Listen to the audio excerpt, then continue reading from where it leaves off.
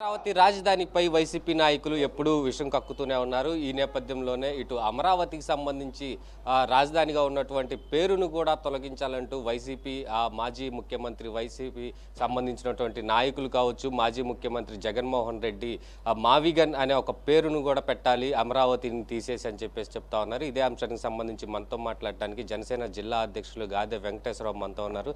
Sir చెప్పండి, ఏంటి YCP నాయకులకి అసలు అమరావతి అంటేనే పడదా, లేకపోతే ఏంటి అసలు? అంటే బేసిక్గా నాకు అర్థమైంది ఏంటంటే నిన్న ఆయన యొక్క ఆ స్పీచ్లో కానీ ఆయన యొక్క మనస్తత్వం కానీ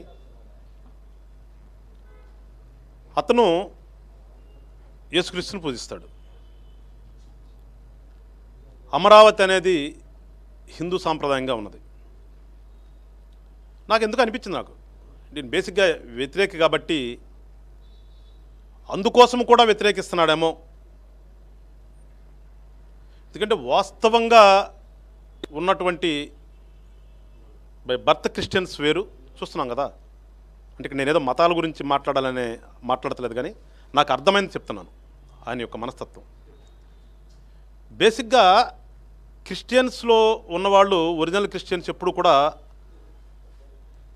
వాళ్ళు చాలా సాఫ్ట్గా ఉంటారు, అన్ని మతాలను పూజిస్తారు, అన్ని మతాలను గౌరవిస్తారు, వాళ్ళ మతాన్ని వాళ్ళు పూజించుకుంటారు.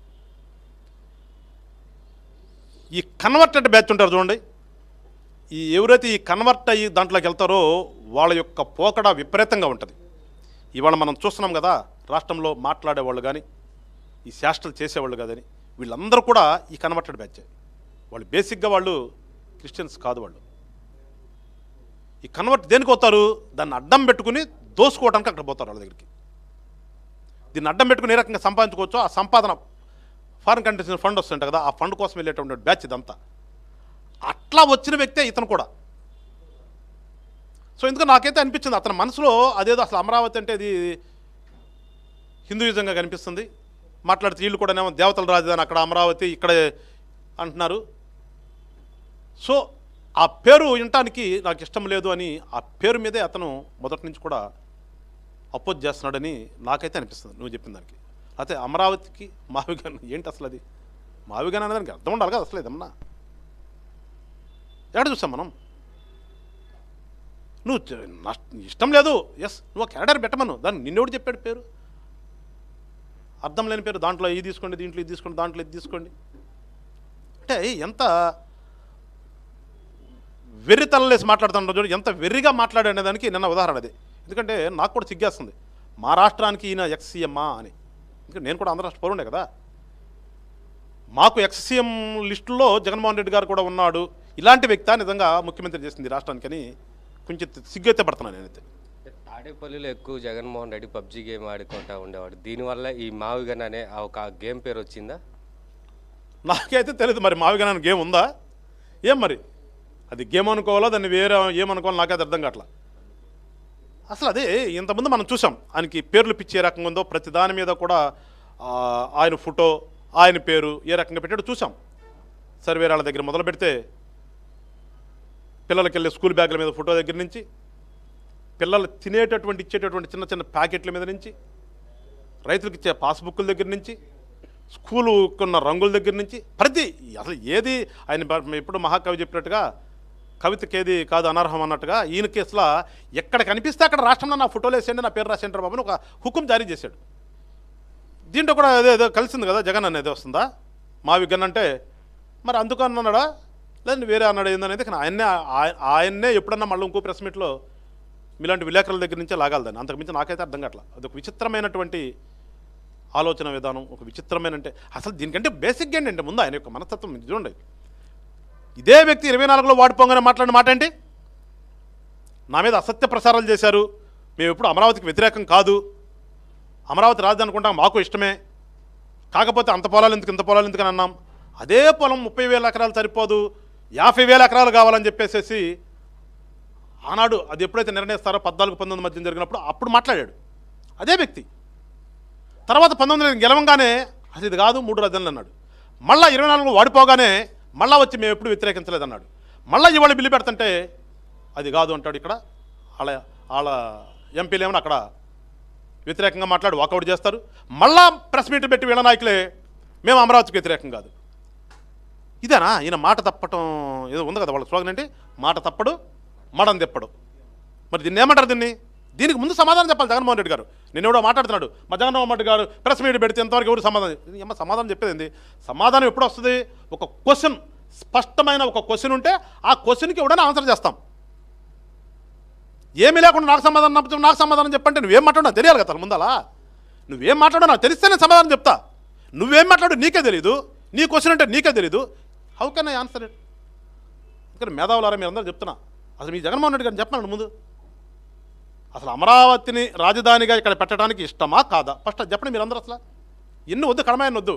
వైఎస్ఆర్ పార్టీలోని ప్రముఖులందరినీ కోరుతున్నాను జనసేన పార్టీ నుంచి, మీకు ఆంధ్ర రాష్ట్రంలో మీరు గత 5 సంవత్సరాలు ఎక్కడైతే కూర్చుని పరిపాలన చేశారో ఆ పరిపాలన చేసినటువంటి మీరు కూర్చున్నటువంటి ముడ్డరిగిపోయేదాకా కూర్చున్నటువంటి ఆ ప్రాంతం మీద మీకు ఇవాళ అసలు రాజధానిగా పెట్టడానికి ఇష్టం ఉందా లేదా? అది చెప్పండి ముందు అసలు ఒక ముక్కలో. కడమైన తర్వాత మాట్లాడుకుందాం, అది మాట్లాడిన తర్వాత మాట్లాడదాం. అందుకని ఒక రాజకీయ పార్టీ పెట్టినప్పుడు ఒక స్పష్టత ఉండాలి. ఒక మాట మాట్లాడమంటే దాని మీద నిబద్ధత ఉండాలి. ఏమీ లేనటువంటి ఒక పార్టీ ఏదైనా ఉందంటే ఈ రాష్ట్రంలో సిగ్గుసేటు చెప్పుకోవడానికి వైఎస్ఆర్ పార్టీ. అసలు ఏమి మాట్లాడతారో, ఈ పూట ఏం మాట్లాడతారో, మధ్యాహ్నం ఏం మాట్లాడతారో, సాయంత్రం ఏం మాట్లాడతారో, రేపు పొద్దున ఏం మాట్లాడతారో తెలియనటువంటి నాయకులు ఉన్నటువంటి పార్టీ ఏదంటే వైఎస్ఆర్ పార్టీ. దాంట్లో ఉన్న నాయకులు నిన్న ఏదైతే ముఖ్యమంత్రి చంద్రబాబు నాయుడుపై కూడా కొన్ని కీలక వ్యాఖ్యలు చేశాడు. మీరు అధికారంలో ఉన్నారు కాబట్టి ఇప్పుడు ఆ చట్టబద్ధత ఆమోదం పొందారు, తర్వాత మేము అధికారంలోకి వస్తే దీన్ని చట్ట సవరణ చేసి మిగతా 2 రాజధానులు కూడా కలిపే విధంగా చేస్తామని అన్నారు. కళ్ళగా అనమనండి పాపం, ఏం చేస్తాం? ఆయన వచ్చేదెప్పుడు చేసేదెప్పుడు చట్ట సవరణలు ఎట్ట పెడితే అట్లా చేయటానికి ఉండదు. ఎందుకంటే చాలామంది సలహాదారులు పెట్టుకుంటాడు కదా. ఇప్పుడు కూడా చెప్తున్నా, లీగల్గా సలహాదారులు కొంతమంది తెచ్చుకోండి, నీ దగ్గర ఉన్న లాయర్లు కాదు, కాస్త లా తెలిసిన వాళ్ళని పెట్టుకుని వాళ్ళతో ఒకసారి చెప్పించుకోమనండి.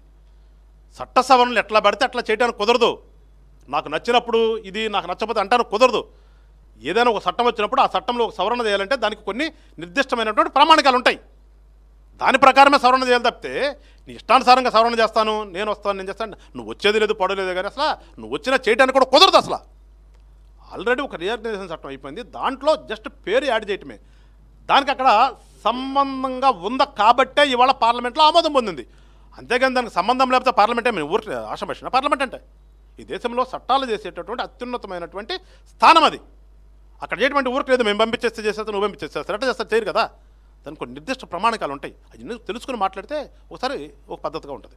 రాష్ట్రాన్ని నాశనం చేసినందుకే 2024 ఎన్నికల్లో వైసీపీకి 11 సీట్లు వచ్చినాయి. 2029 ఎన్నికల్లో ఎలా ఉండబోతుంది? అంటే ఆయనకిలాగా నేను వైనాట్ 175 అని అన్నగాని మళ్ళీ పెరుగుతాయి అంటున్నారు కదా, రియాగ్నేషన్ డీలిమిటేషన్ జరుగుతుంది, ఇప్పుడు పెరుగుతాయి, దాదాపు 70 నుంచి 80% పెరుగుతాయి అంటున్నారు. కాబట్టి మళ్ళా మొన్న ఏ రకమైనటువంటి మెజారిటీ వచ్చిందో దానికి ఏమాత్రం తగ్గకుండా మెజారిటీ వస్తుంది. మెజారిటీ సీట్లని కుటుంబ ప్రభుత్వం ఈ రాష్ట్రంలో గెలుచుకుంటుంది, దాంట్లో ఎలాంటి సందేహం లేదు.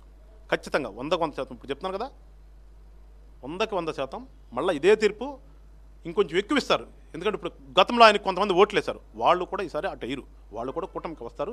మా మెజార్టీలు కూడా పెరుగుతుంది. చూడండి, మొన్న ఎప్పుడూ లేనటువంటి మెజార్టీలు ఉన్నాయి ఎమ్మెల్యే స్థానానికి, అంతంత మెజార్టీలు ఇప్పుడు రాలా. మొన్న 24 ఎలక్షన్లు వచ్చినాయి, 29 ఎలక్షన్లో ఆ మెజారిటీలు మళ్ళీ అంతకు మించి పెరుగుతాయి. 20 to 30% ఆ మెజారిటీ మీద మెజారిటీ పెరుగుతుంది.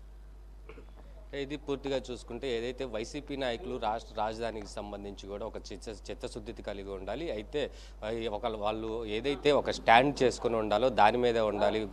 గతంలో ఒకసారి అమరావతి రాజధానికి మేము సపోర్ట్ చేస్తాము, మళ్ళీ మిగతా దాన్ని మరలా వేరేసారి మేము సపోర్ట్ చేయము అంటూ కూడా వాళ్ళు చెప్తున్నటువంటి సందర్భం. అయితే మాజీ ముఖ్యమంత్రి జగన్మోహన్ రెడ్డి చేసినటువంటి వ్యాఖ్యలపై కూడా ఇటు కూటమి నాయకులు కావచ్చు ఆగ్రహం వ్యక్తం చేస్తూ ఉన్నారు. అయితే దీనికి సంబంధించి వైసీపీ ఇప్పటికైనా ఒక స్టాండ్ తీసుకొని మాట్లాడాలి. వైసీపీ నాయకులంతా కూడా ప్రెస్ మీట్లు పెట్టి ఇష్టానుసారంగా మాట్లాడితే సహించేది లేదు అంటూ కూడా జనసేన నాయకులు హెచ్చరిస్తూ ఉన్నారు.